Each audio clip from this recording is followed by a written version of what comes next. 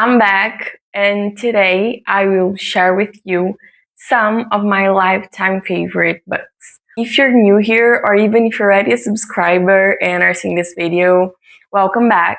My name is Amy, I'm Brazilian, and I decided to restart this channel to practice my English a little bit and also to share with you some things concerning life, faith walk, and Bible reading books that I'm reading and all those stuff.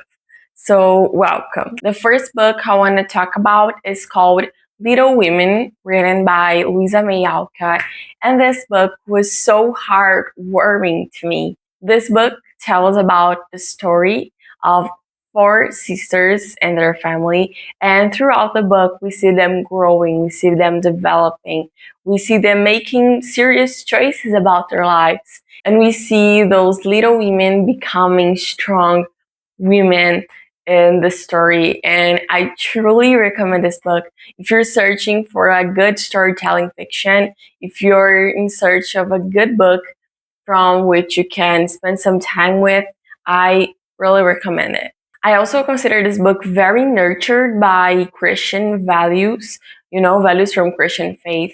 Even I myself took some very precious lessons from it, so I really recommend it. The second book is this one that I have. It's called Integrating Psychology and Faith by Paul Moyes and Blake Ryak.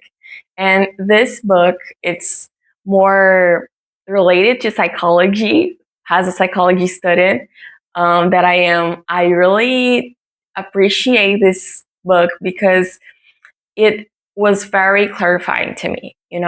I had a lot of doubts considering faith, considering psychology, if those areas can be mixed, if they cannot be mixed, and what are the concerns that revolves around them. So these authors really showed us ways in which psychology and faith can or cannot be mixed.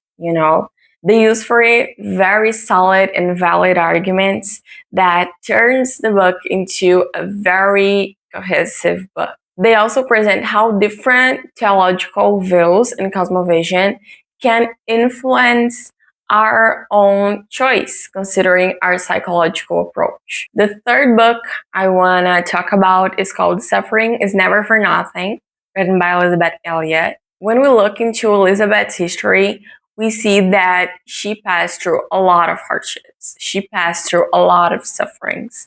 Two of them was the loss of her husbands. She lost first Jim Elliot and then Addison Leach. And those were only two of the sufferings she had throughout her life.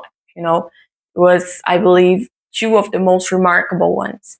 But when we look into this book, when we read it, one of the things that God most spoke to my heart was that everything we have today, maybe it is, whether it is our suffering, our thoughts, our desires, our actions, whatever we have, whatever we consider good or bad, this is a gift from God.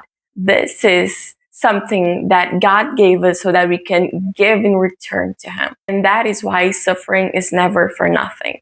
That is why suffering is never in vain.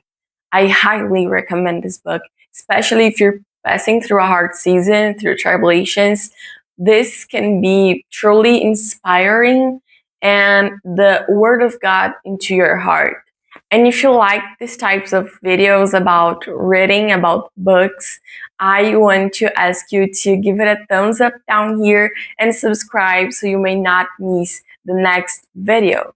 The fourth book is Mere Christianity by C.S. Lewis. C.S. Lewis is one of my favorite authors.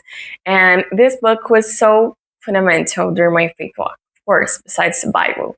But Lewis in this book presents us the main topics, the main principles of Christianity. He talks about moral, about good and evil. He talks about forgiveness, and so many other topics that are important and related to our Christianity, to our religion. So I also recommend this book to every Christian, as I said, besides the Bible, but it is a book really complete when it comes to approaching our main values. And the fifth and last book in this video.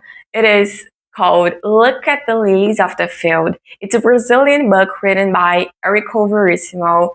And besides not being a Christian book, this book brought me into reflection about human existence, reflection about how are we living in our society, how does our society and our culture affect us, how are we truly living this life in this world.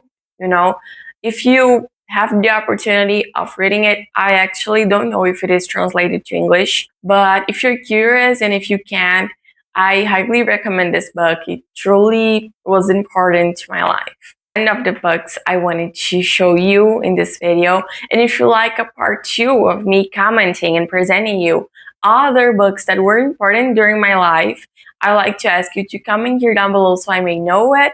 And I will see you soon in the next video.